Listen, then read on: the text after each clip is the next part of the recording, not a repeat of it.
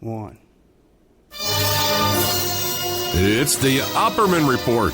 Join digital forensic investigator and PI Ed Opperman for an in-depth discussion of conspiracy theories, strategy of New World Order resistance, high-profile court cases in the news, and interviews with expert guests and authors on these topics and more. It's the Opperman Report. And now, here is investigator Ed Opperman.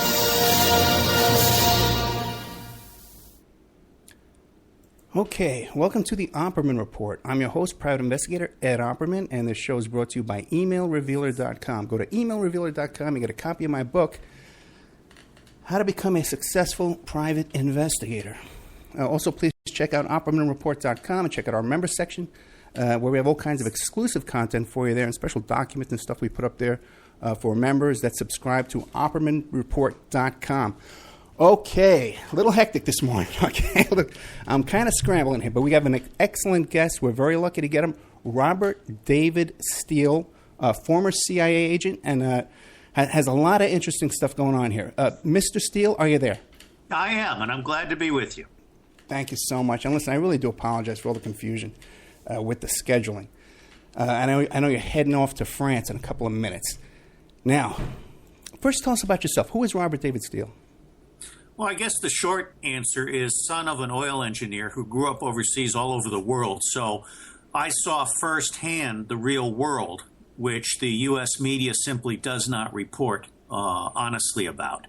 I went on to get multiple graduate degrees. I became a Marine Corps infantry officer, a CIA clandestine case officer. By the way, agents commit treason. Case officers recruit them. And then the Marine Corps honored me with an invitation to come and build a Marine Corps Intelligence Command as the senior civilian. And that's when I learned that our $100 billion a year secret intelligence community doesn't know anything about the real world.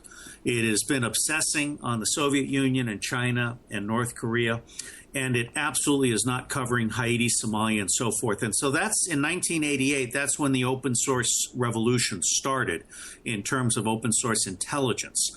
I picked up on open source software, open source hardware, and after 25 years of working with 66 governments, training 7,500 people directly, I wrote the Open Source Everything Manifesto, which was, I think, my 10th book.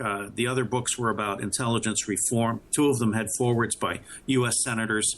And so I stand for intelligence reform, governance reform, electoral reform, and engineering reform. It's time to dump the industrial system on its ass and go with open source everything. Now, when you say open source, you're talking about stuff like Linux? Well, look, one of the things people need to understand is that software is just one of 9 major categories in the open source world. If you go to the P2P Foundation, or if you just look up open source everything engineering, you'll see the other 9 categories. Software and hardware are just 2 of them. You have open source provisioning, which includes open energy, open water, open food. You have open source health, which is very important, including natural cures. I mean, the FDA is the enemy agent. The crap that we're being sold to eat kills us. And so I think it's very important that people realize that we're essentially breaking out of prison with the open source everything paradigm. Now, when you say like open source food and open source healthcare, that this would mean we would have access to free food, or how would that work? Well, in fact, you can create your own free food. You can grow it. One of the things, Peter Limbaugh has written an excellent book called Stop Thief, and it's about the fencing of the commons.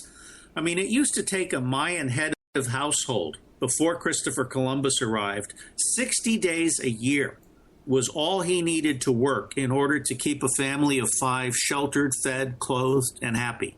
There is no reason why people can't grow their own food with seeds that are not suicidal, the way Monsanto is trying to completely pervert and corrupt agriculture. So yes, at the end of the day, if you can harness solar energy, you can desalinate and purify water. You can grow food without pesticides. You can do the aquaponics thing, which combines plants on top and fish underneath, and you can live free. And what about open source healthcare? Is that the same kind of thing, like homegrown? Well, people don't want you to know that banana oil cures cancer. Okay?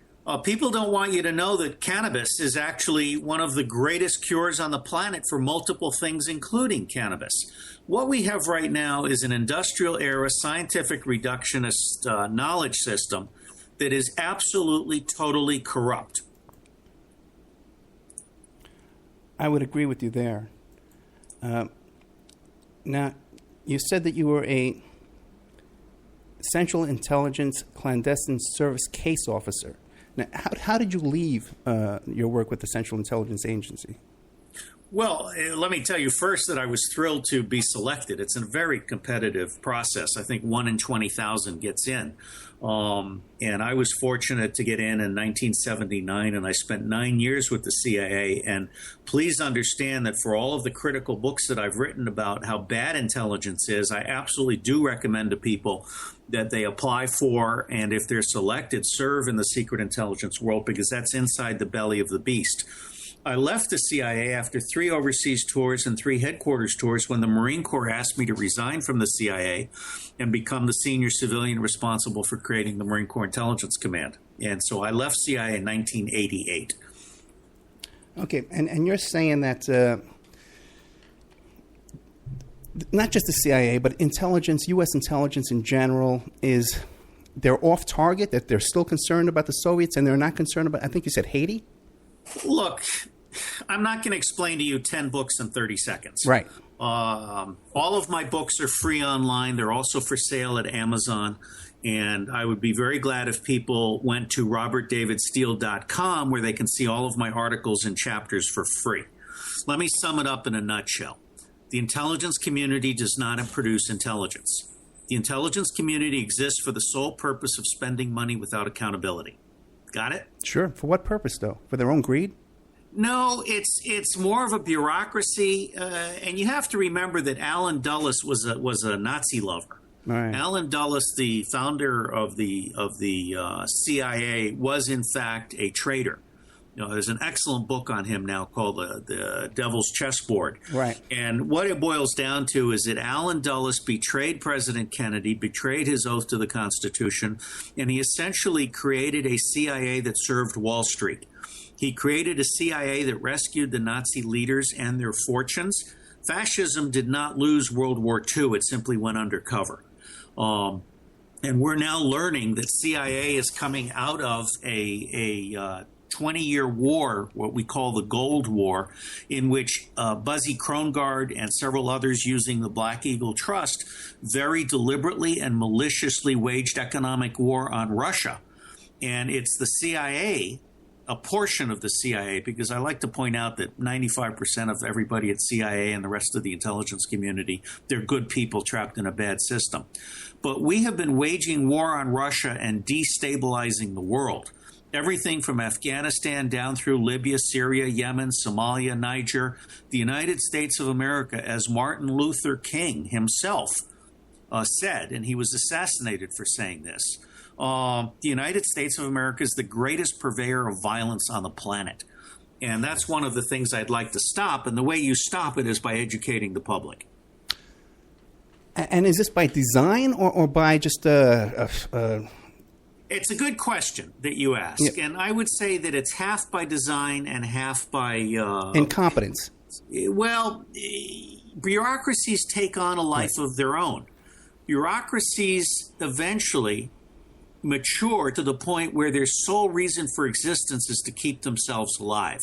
If I were the director of national intelligence today, the first thing I would do is cut the intelligence community budget by 50%.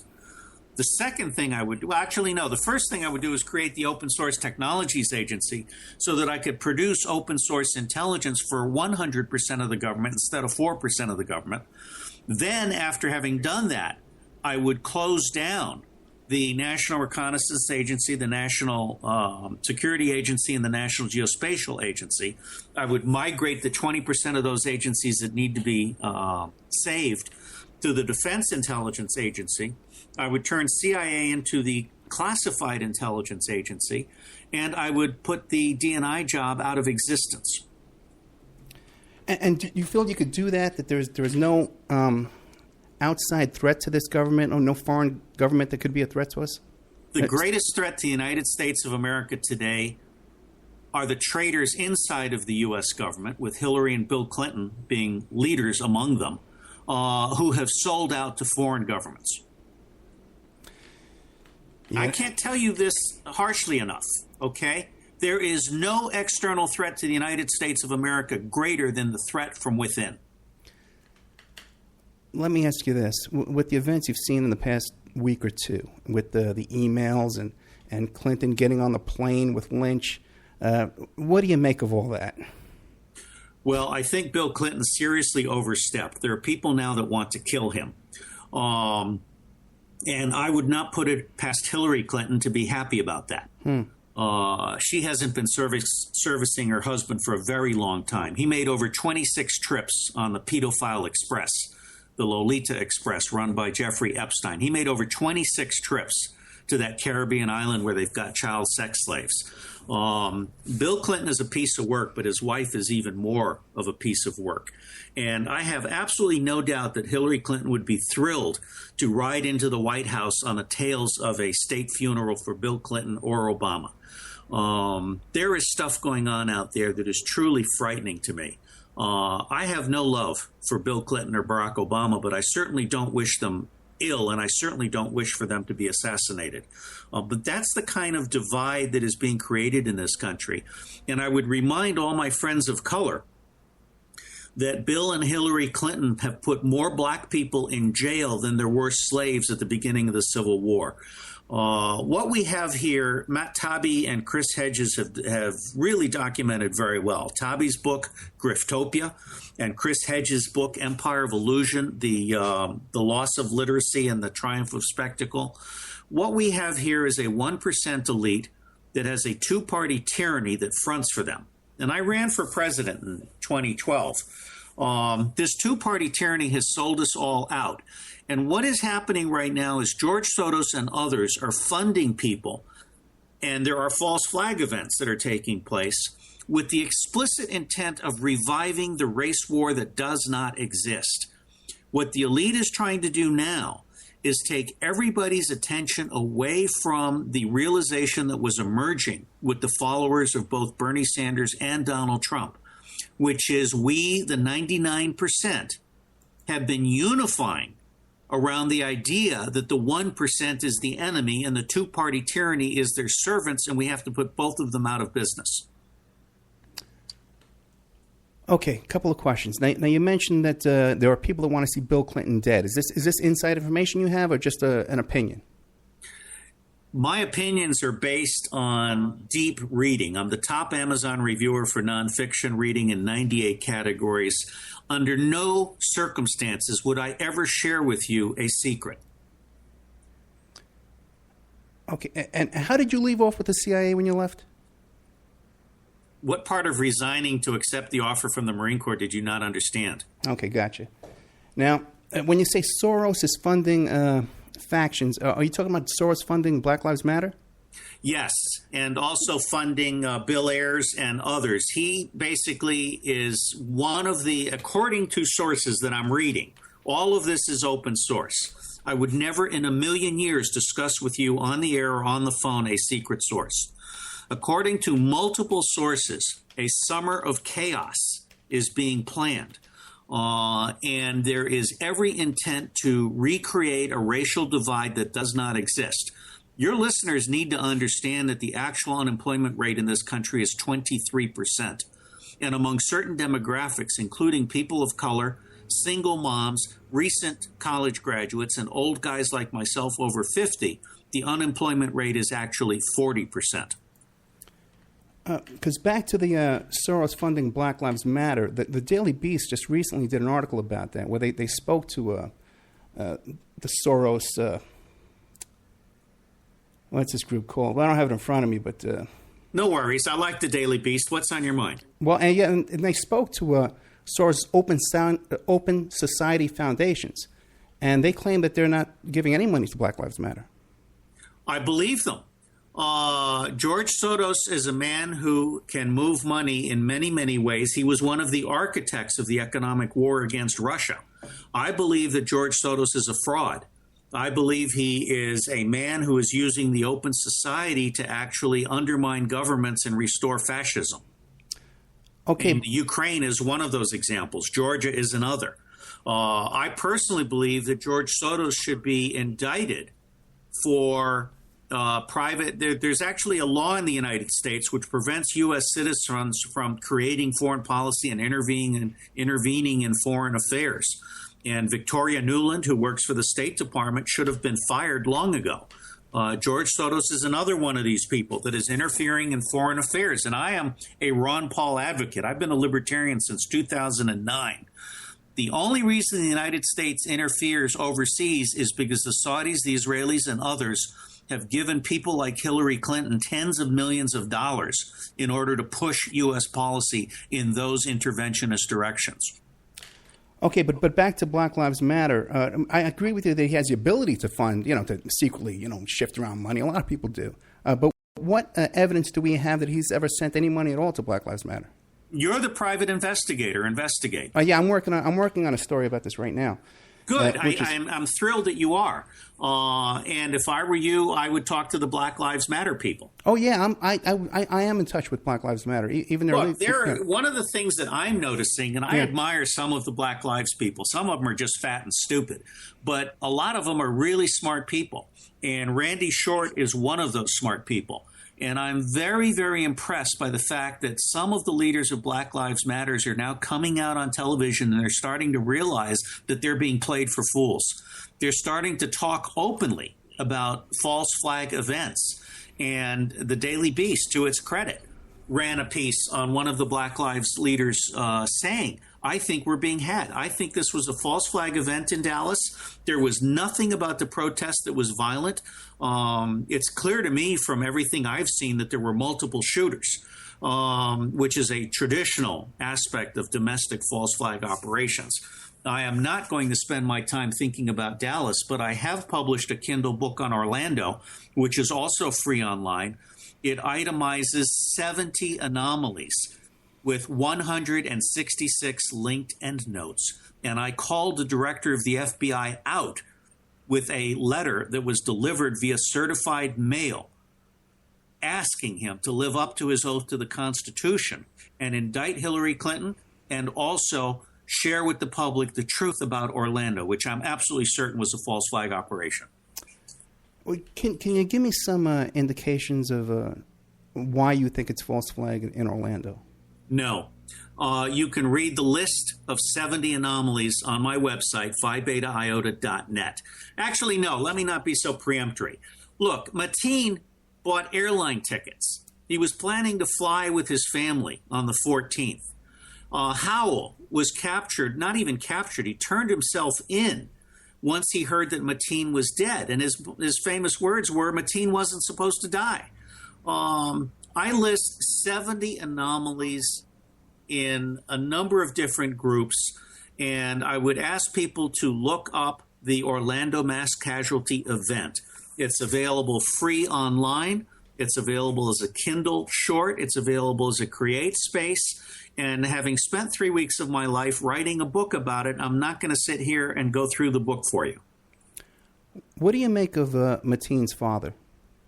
I think Mateen's father is a world-class sleazebag who has taken money from everybody who's offered it to him. He's a man who should not be in the United States of America. He should be deported back to Afghanistan. But he's precisely the kind of lowlife that the CIA and the FBI and the Mossad like to work with.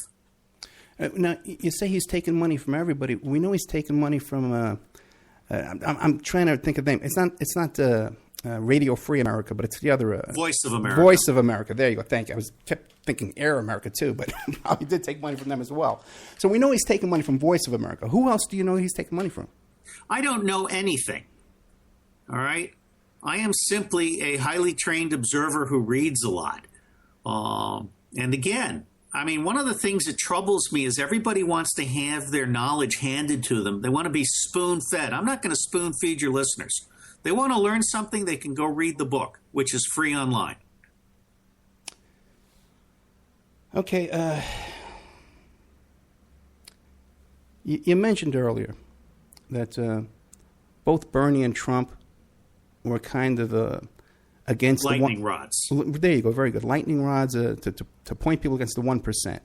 Yes. Now, if you had to choose between Bernie and Trump, where would you land in that? Oh, man, that is probably the coolest question you've asked or anyone has asked me in the last several weeks of interviews. I'm getting better, right? Okay. No. You're just a type, and I'm a type, and we're finding our way here. Okay.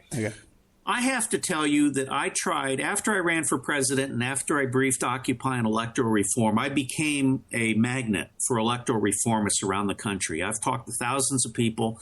I created a draft electoral reform act with 12 different items in it, including one that would eliminate superdelegates. And I tried for 2 years with Bernie Sanders. I tried to communicate to Bernie Sanders 8 different times, and I got blown off 8 different times. Yeah. And all I was asking him to do was introduce the Electoral Reform Act of 2016, something any senator can do without needing anybody's permission. Then it gets referred to committee if people agree that they want to move forward it. Bernie Sanders blew me off 8 times. He refused to introduce the Electoral Reform Act of 2016, which would have assured his nomination as the Democratic candidate instead of Hillary Clinton. So I concluded from that Counterpunch and others who were saying that Bernie was a sheepdog for Hillary were absolutely right. And on looking deeper into Bernie, I found that he's actually a Democrat. He's been running under a false flag, if you will, as an independent. The Democrats mounted a serious campaign against him and dislodged him. He was out of office for 1 term. He very humbly crawled back to the Democrats and he said, look, I don't want that to happen again. You let me continue to win as an independent and I will toe the Democratic Party line. And so it has been. So Bernie Sanders is a fraud. He's not an independent. He's a Democrat. Now, I like Bernie Sanders, and any government that I created would absolutely have an important place for Bernie Sanders and certainly all of his followers. So let me say to you that Donald Trump had my vote until 2 weeks ago. If he names Newt Gingrich as his vice president, in fact, if he names any fat white guy as vice president, he loses my vote instantly. Donald Trump is self-destructing. He hasn't been able to get a decent staff. He hasn't been able to create a coherent, imaginative program. It's all been about Donald. He's an entrepreneur. He's got incredible gut instincts. I love him because he's a disruptor. I think he's got enormous potential, but he's not a team builder. He has been basically a loose cannon. And while I am happy that the Republican National Committee got its ass handed to it, as they deserve for having such terrible rules and for trying to manipulate everything in favor of the establishment, I don't think Trump has shown me that he can create a cabinet that includes people from the Libertarians and the Greens, that includes independents. He hasn't even shown that he's got the brains to understand that Cynthia McKinney has been trying to reach him, as I have, as Russ Vernay, the campaign manager for Ross Perot, have. All 3 of us have been trying to reach Trump for the last year. And he is so insulated from reality. I talked to a multi-million-dollar donor here in Virginia about Trump, and I said, hey, you know, where do I go to give $1 million so I can get Donald Trump to listen to me? And the guy said, $1 million won't do it. He said, Trump is so chaotic, so disorganized, so impossible to reach that all of us who would normally give millions of dollars have given up on him. So when you ask me where I am between Bernie Sanders and Donald Trump, I have to go with what Tom Friedman in the New York Times said. None of the above. If I could wave a magic wand, I would ask Mike Bloomberg to listen to my ideas, to field a coalition cabinet, to announce a balanced budget before Election Day, to work with Speaker Paul Ryan and Senator Rand Paul to introduce the Electoral Reform Act, to absolutely insist that we elect independents, and Greens and Libertarians to the 20 to 30 seats that are being vacated in Congress, because that's the center of gravity. Today, Congress is a corrupt two-party tyranny that votes the party line, and the party line is specified by Sheldon Adelson and a few others. I personally think Bloomberg would be a great president. And I have tried to reach Bloomberg, and sadly, he is surrounded by ass-kissers that don't deliver the mail. I had better luck talking to him when he was mayor of New York. He answered the mail, and I'm very proud of him for that. Okay. I can definitely sympathize with you and identify with what you're saying about Bernie blowing you off and the possibility of Bernie being a sheepdog. I even discussed that with Cynthia McKinney on his show. I love that. I'm glad that you've had Cynthia McKinney on there. Oh, yeah. I love Cynthia myself for years now. She's very helpful to me in my personal life as well. Now, what do you make of the possibility that Trump is also, in a way, fronting for the Clintons? That's a very, very important question. And there are a number of people that still believe that. There are a number of people that believe that Trump has taken the $25 billion offer. I don't know if you realize this, but Al Gore was given a $100 million offer from Warren Christopher, speaking for Wall Street. And Al Gore made the deliberate decision after Greg Palas broke the story 3 months in advance. Al Gore made the deliberate decision to not fight the theft of the election in Florida by Jeb Bush because Warren Christopher told him that if he fought it, he'd never get a speaking fee in his life. But if he accepted the theft as being, and these words have really struck with me, they're from someone who was in the room. If he accepted the theft, he would be rich beyond his dreams. And so it has come to pass. Al Gore was bought out.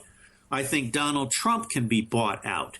Now, that would be a tragedy for the country because I consider Hillary Clinton to be absolutely the most criminal, unprincipled neo-fascist on the planet. And if we elect her to anything, of course, she's perfectly capable of stealing this election. If we elect her to anything, then we deserve what we get, which is an end to the United States of America. Now earlier, you made a point of aligning Bill Clinton with Jeffrey Epstein. Okay, and obviously he was 26 times on a plane. 5 of those times was he dumped his Secret Service. Okay. Yeah. By the way, that was Scalia's mistake, dumping his Secret Service protection. Okay, now I get it. Okay. I got lost there for a second. Okay. But I even talked to Gary Byrne, the Secret Service agent, last week, the one who wrote the book about Hillary. That was a great thing that you've done with him in his book. I totally respect that. Thank you. Yeah, we got into some stuff that I think nobody else did. We talked about Vince Foster and stuff. I know nobody else did. But Clinton, too. Trump. Don't you believe that Trump has more of a relationship with Epstein than Clinton does? I don't know. I do know that Trump has survived in New York City in part because he has had a very deep, deep relationship with the Cuomo family. I do believe that Trump has gone along to get along. I also believe that Trump is absolutely, utterly brilliant. He is a man who can thread the needle between business and spectacle. And Chris Hedges will tell you that Trump is the man of the hour. He has figured out how to create spectacle. What he hasn't figured out is how to create a team that can win. So I think it's a toss-up. Right now, I think Donald Trump, especially if he rolls out some new ideas after he has the nomination in hand, has a chance to beat Hillary Clinton. But if he puts Gingrich, actually any of the white men that he's talking about, I think Donald Trump with Cynthia McKinney, with John Kasich as a deputy vice president for OMB and Mike Huckabee as the first governor general to put state rights back into play, Dennis Kucinich as deputy vice president for the Commonwealth, John Huntsman as deputy vice president for global engagement in charge of state defense and commerce. There are things Trump can do to win in a landslide. But I'm concerned because I wrote the first article on how Trump can win in Counterpunch in August of 2015. And I recently wrote an open letter to Trump, which your listeners can find at tinyurl.com/Trump So Black. That's Trump-so-black. And I would like to help Trump, but, you know, you can lead a horse to water, but you can't get it to drink. And I'm afraid that Trump is constipated. So you would like to help Trump, even though the whole Epstein connection doesn't bother you, or that you don't believe it? The Epstein connection doesn't bother me compared to the Epstein connection to Trump, compared to the fact that we have massive pedophilia aided by the FBI, which was founded by a pedophile. I mean, people forget J. Edgar Hoover was a world-class pedophile who accepted small boys as gifts from the church and the mafia. So you really need to get a grip on reality. The reason Trump is valuable is because he's a disruptor. It's questionable as to whether or not he, in fact, has an exit strategy that will favor Hillary Clinton. It's questionable as to whether he can put a team together. I personally think that the Democrats are insane to allow Hillary Clinton to gain the nomination, particularly since she stole a number of primaries from Bernie Sanders. If I were helping the Democratic Party, I would be saying, hey, Joe Biden plus Cynthia McKinney plus Dennis Kucinich plus a coalition cabinet that includes people like Ron Paul, and get serious. And what you do with Hillary Clinton is you indict her, you convict her, and you pardon her. And then you make her ambassador to the UN, which is where we put morons. Okay. I want to ask you a broad question. Now, on Orlando, you land on this that it's a false flag. Right. And I've specified 70 specific anomalies. Now, in Paris, okay, yes. What drives you to that conclusion in Paris?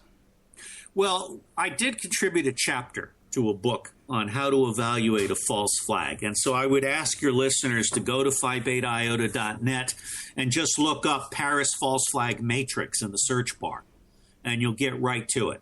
One of the and by the way, I have done a false flag for the CIA. Okay. All right.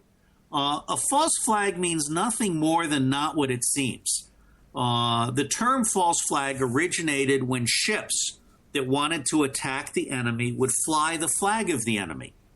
And they would be using that false flag as a way to get close to the enemy and surprise them at sea. That's where the term false flag comes from.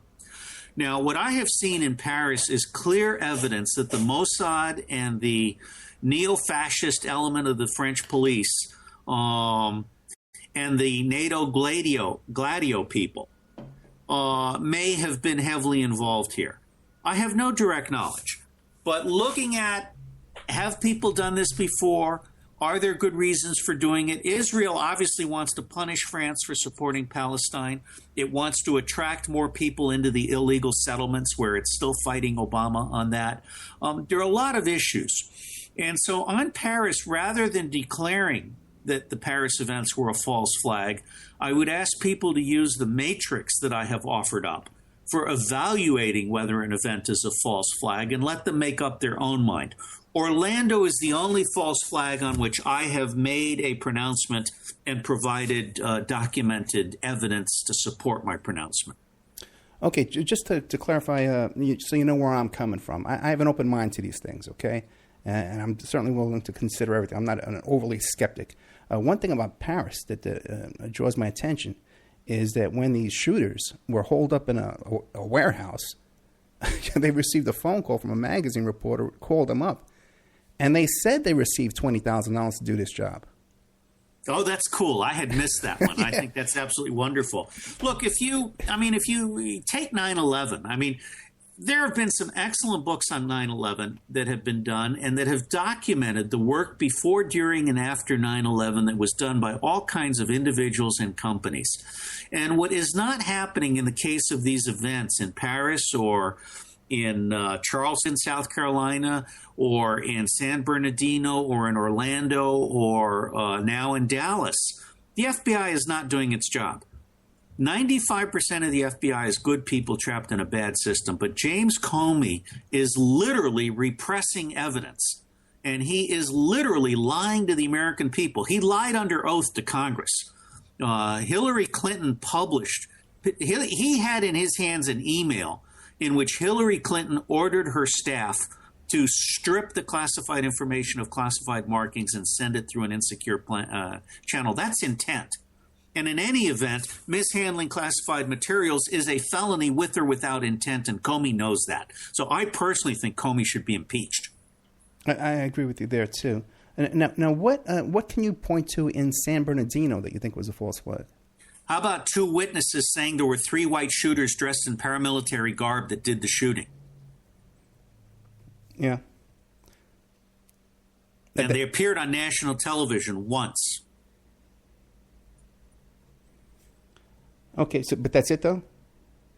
Well, again, the only event where I have done serious investigative documented work is Orlando. Okay. Everybody else is going to have to think for themselves on these other events.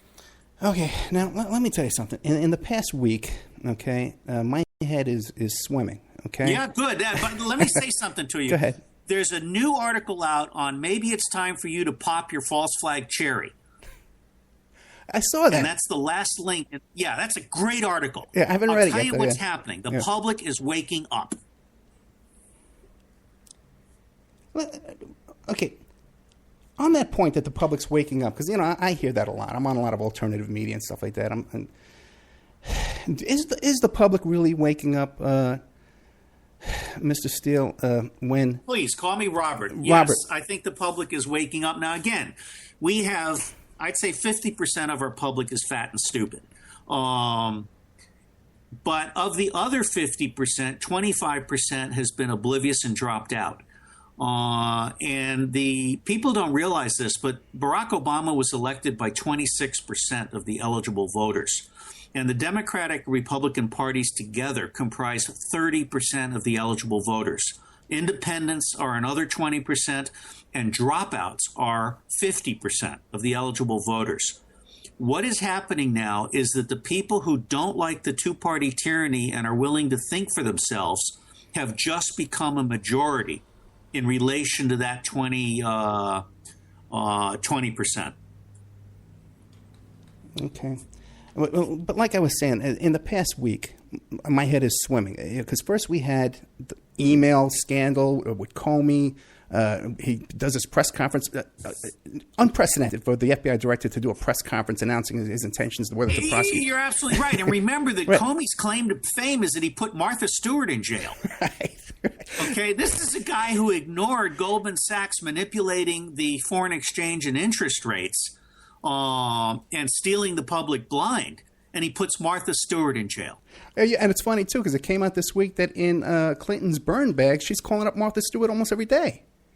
Did you catch that Martha Stewart took a bullet for the public. Oh, really? Okay.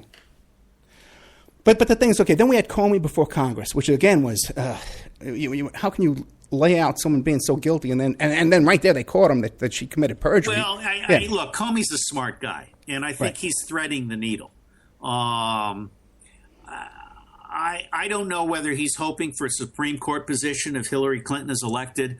I don't know what's on his mind. He's punched every single ticket in the military-industrial complex, and he's been a director of the Hong Kong and Shanghai Banking Corporation, which is the world's greatest drug running, money laundering bank on the planet.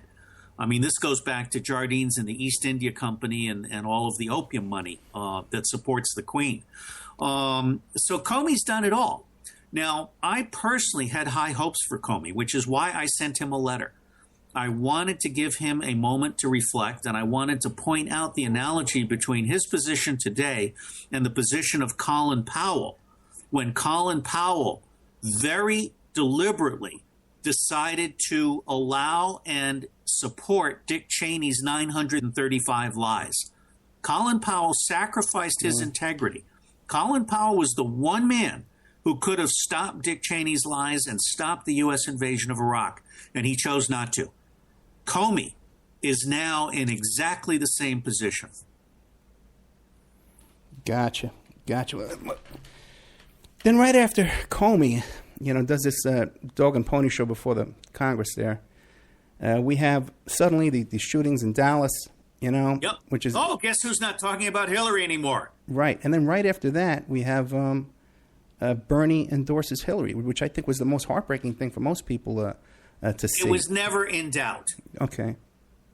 It was never in doubt. In fact, Bernie announced early on in his campaign that he would support the Democratic nominee. I actually published on Kindle a Kindle short on how Bernie could win as an independent candidate.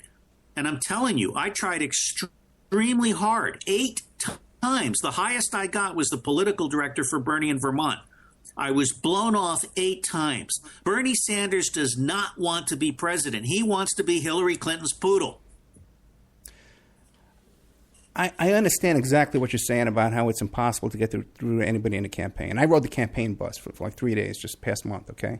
The Bernie campaign bus. Well, try and piss him off. Ask him why the hell they didn't answer my 8 efforts to help Bernie Sanders become the next president. Robert, I could tell you stories with what went on here in Nevada with the Bernie campaign management. Just some of the most bizarre things I've ever seen in my life. Okay, are you familiar with Nico House? Nico House, you familiar with him? No, I don't remember. But anyway. It's a kid in North Carolina, and he uncovered how the Hillary campaign had totally infiltrated Bernie's campaign by inserting their own people in there. Yes. That's so characteristic. Yeah. What are we surprised about, right? Right. Now, let me ask you a question here. It's kind of off the topic, but you got me curious here. What do you make of Barack Obama? You have some people that say he's a CIA creation. And then you have others that say he's a Muslim terrorist. Well, let me tell you, we've published an excellent post. First off, Barack Obama was made by the Jews of Chicago. Okay. All right. And just go back and look up how the Jews of Chicago elevated Obama. Then I believe he was, and I do believe his parents were non-official cover people for CIA. And then he was handpicked by Zbigniew Brzezinski. And again, this is all secondary. Right. Barack Obama is a very intelligent man who realized that the only way he would be president and live to tell about it was to play the game.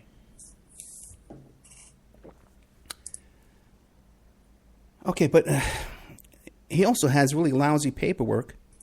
You know what I'm saying? Yeah, that's true. You know, I mean, there's a lot of stuff. There's a lot of stuff about him that's very questionable. Yeah. And I think it really says a lot about the mediocrity and the dishonesty of the American media, the American Academy, and American business leaders, that Barack Obama is basically a president who has not been vetted. Yeah, very true. Now you mentioned before that you were worked on a false flag. Can you give us any details about that? Or probably not, huh? Nobody died. Okay. What's important to know about a false flag is that it totally misrepresents reality. Right. Okay? What you're trying to do is say, listen, I got a bridge I want to sell you in Brooklyn. Okay? That's a false flag. There's no bridge. But the details of what you did, you can't talk about. Was it overseas or in this country? What part of can't talk about don't you get? What do you expect me to do, man? It's my job to ask questions, right? Okay. Yeah. Look, yeah. I am on record, and I've never violated my oath. I am not a whistleblower.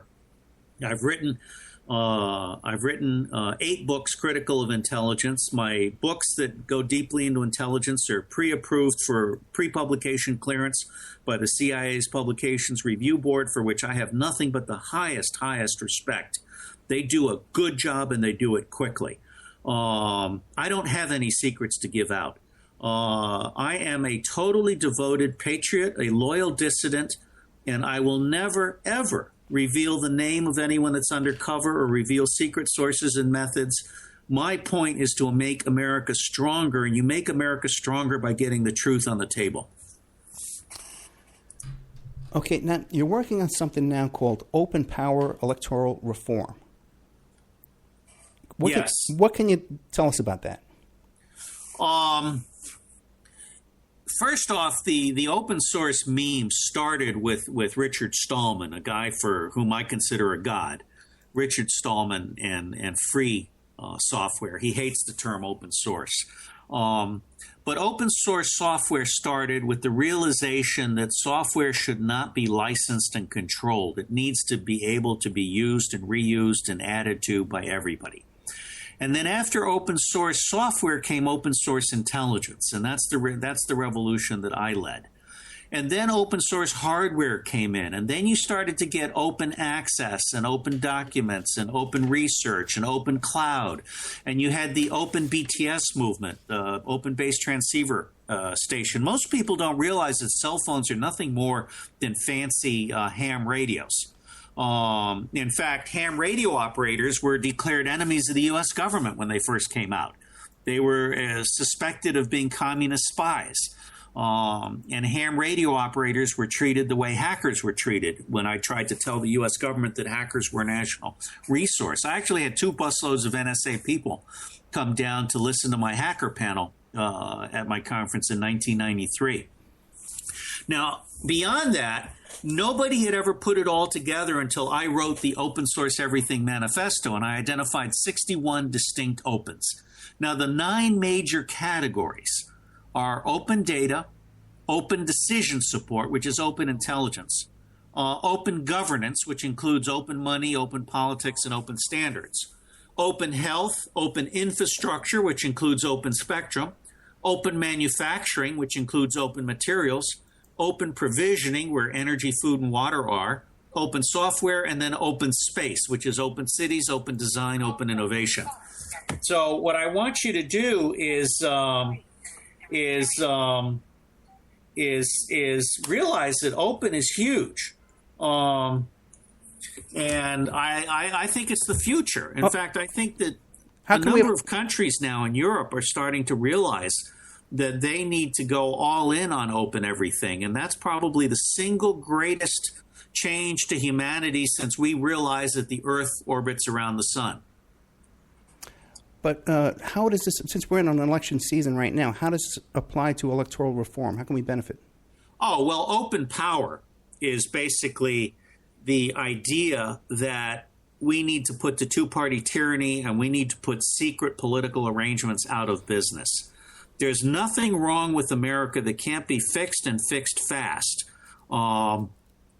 by putting the American people back in charge of their own destiny. So I have an Electoral Reform Act that I encourage people to look at, and I really want to emphasize that this Electoral Reform Act is created by others. I have aggregated the best ideas of everyone else. May I just list the 12 things that are in the Electoral Reform Act? Absolutely, yeah. All right. So number 1 is universal registration and prisoners vote. Okay. Number 2 is free and equal ballot access. Number 3 is tightly drawn districts, so we end gerrymandering. Number 4 is free and equal public funding. Number 5 is free and equal media access. I mean, the media operates under a public charter. It's insane for us to be requiring candidates to pay millions of dollars for media access.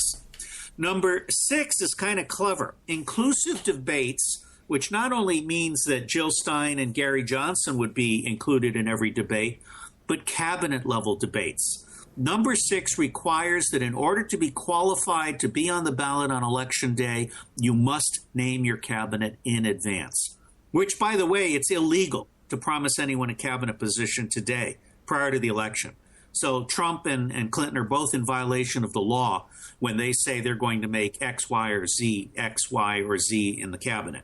But I think the American public needs to elect a whole of government team, not just a one president person. Number 7 is open primaries, which certainly benefited Bernie very much and Trump. Number 8 is Election Day needs to be a holiday with free public transport. There are a lot of people who don't have the money to quit work or to get away from work in order to vote. Number 9 is paper ballots plus exit polls. I mean, Diebold is a criminal enterprise. Anybody who uses an electronic voting machine or anybody who demands that we use electronic voting machines is part of a crime syndicate that is manipulating the vote. Number 10 is end winner take all voting. You should be able to vote for your top 3 candidates, and then out of that comes a true majority candidate. Number 11 is legislative process integrity. No more legislation written by lobbyists. All legislation must be published in advance for public scrutiny, and no secret clauses, which would bury the Trans-Pacific Partnership thing, which is a criminal act. And number 12 is no superdelegates. Hello, Bernie Sanders. all of this could be introduced by Paul Ryan tomorrow. We could actually pass the Electoral Reform Act before Congress closes for the summer. And if we were to pass the Electoral Reform Act before Congress closes for the summer, two good things would happen.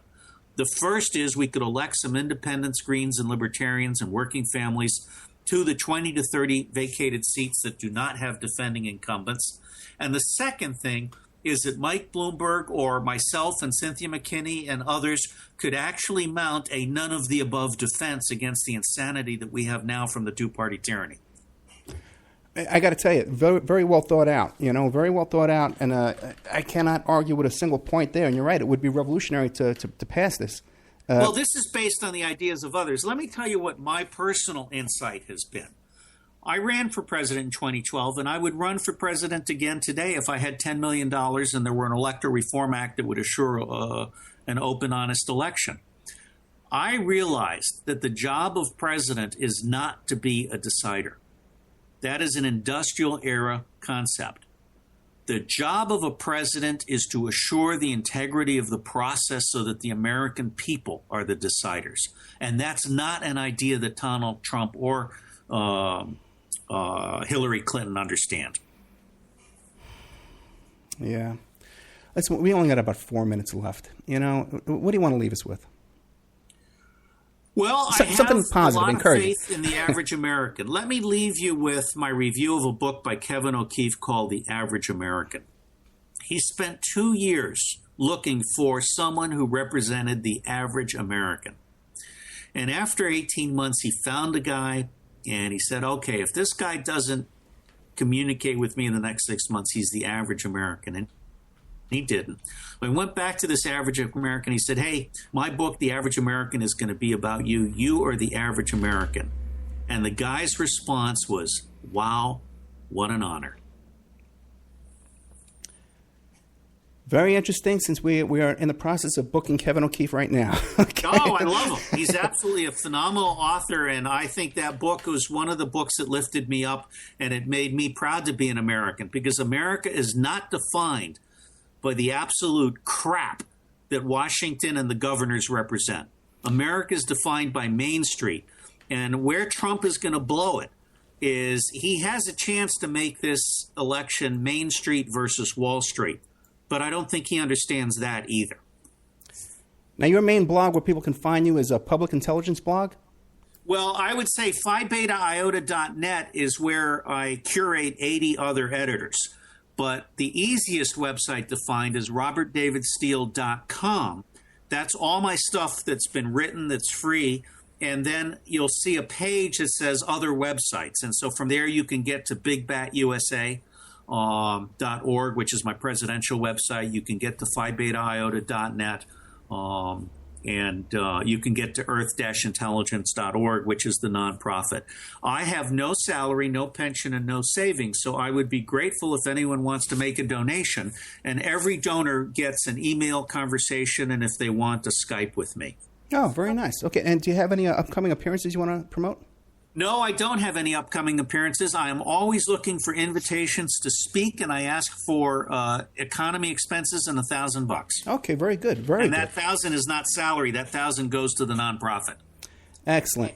Mr. Robert Steele O'Keefe, Robert David Stevens, thank you so much, okay? It's my honor. It's Robert David Steele, Steele. And I apologize again for the scheduling mix-up. No, you've been great. I think we got a lot of good stuff done, and you give Kevin O'Keefe my regards. I'm a top Amazon reviewer, and I gave his book a rave review. Thank you so much. All righty. Bye-bye. Bye. Okay, listen, guys, it was really Robert David Steele, and this was really hectic to get this on because we actually had somebody else scheduled during this period of time, and like 10 seconds before we went on the air, I found out there was a scheduling mix-up, and so things were a little hectic there. As a matter of fact, all my notes are for the other guest out in front of me here. So I apologize to the audience for that, but I hope you got something good out of it, and we'll be right back after these messages.